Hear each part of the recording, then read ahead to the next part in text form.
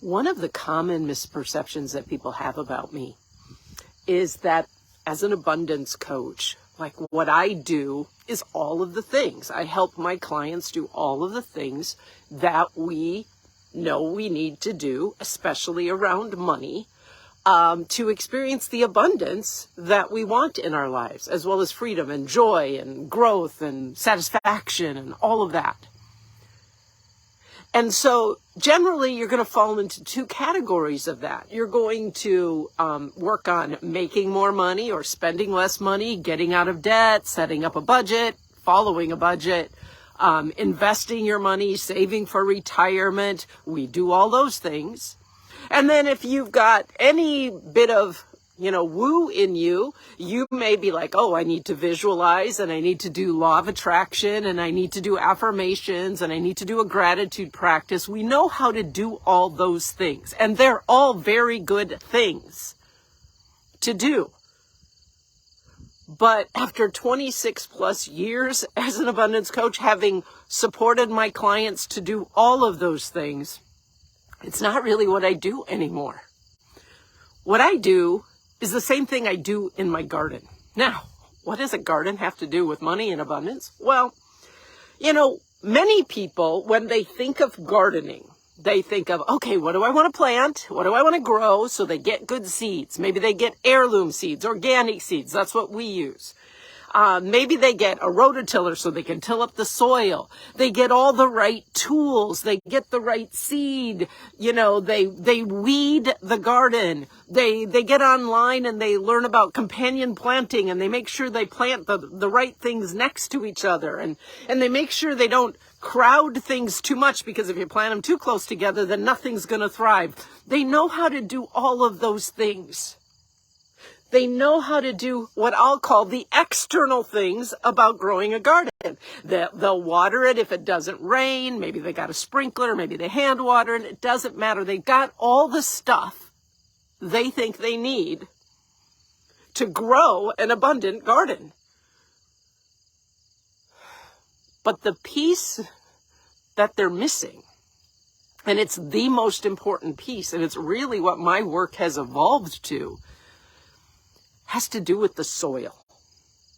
Because if the soil you're planting all those great organic heirloom seeds in, or the little plants, if the soil that of your garden is missing nutrients, isn't healthy, if it's too much clay or too much sand, all of that sort of stuff, you can have the best seeds. You can have the best planting guide and plant everything in the right places. You can weed, you can water, you can do all the things, and you will not have a thriving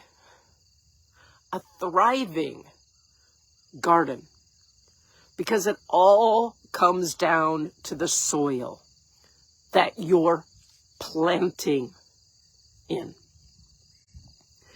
In the work I do now, I think that's a really great metaphor for this invisible archetype of scarcity that we all have inherited, that needs to change.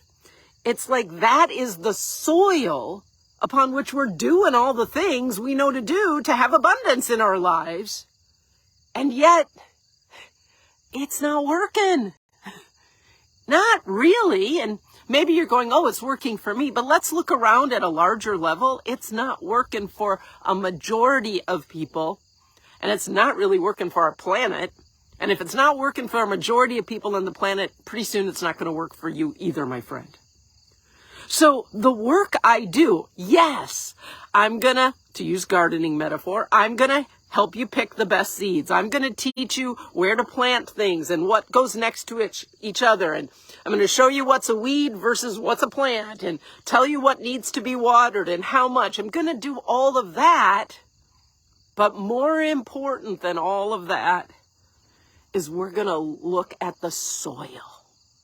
We have to make sure the soil, the foundation, the terrain in which you're using all of those things, doing all those things, really is healthy, really can support abundance. And that's really the most important work I do. Because here's the thing. If you have really good soil, you can plant things that technically aren't supposed to go next to each other. And you can get away without weeding a lot. And you can sometimes forget to water things. But if the soil's good, things can still grow. And you can have, just want to show you a taste of, here's an eye-level view of our garden. We got cucumbers climbing up the trellises. I got peppers here in front of me. Got a big batch of kale and some more peppers. The tomatoes are back there in the cages. And then, of course, my favorite basil. What makes this possible is the soil. And Dan and I have worked for years. We've been out here 19 years. To get this soil really rich and built up. When we first moved out, it was really depleted. It was primarily really thick brick clay. Things couldn't grow as well. So if you're resonating with this, if you're going like, I got all the tools, I know what to do, I'm doing the things, but somehow it's still not producing the results that you long for, that you want to grow in your life, that you want to experience, then let's connect. Because probably it's not all those things that you know to do and are maybe even doing. It's pointing to the soil. We got to dig deeper. We got to work on the terrain. We got to see the ways you don't even realize you're living and doing money and doing your business and all those things on a terrain that I call the archetype of scarcity. And if that's what you're trying to grow abundance in, any abundance you have, any harvest you have, somehow it will still not be enough. I'd love to introduce you to a different, healthier soil for you, for your relationship with money, for your business if you have one. It's what I call the Sacred Archetype of Abundance. And it's really healthy soil where you can grow and thrive. And along with that, have so many of the results you long for. If that sounds like a conversation you'd like to have with me, then PM me. Type comments in the chat, go to my website and click on work with me, and you'll find a button for to schedule a discovery session. It's the soil, my friend. It's what you're doing all the things you know to do on. If it's the archetype of scarcity, it's never going to satisfy you.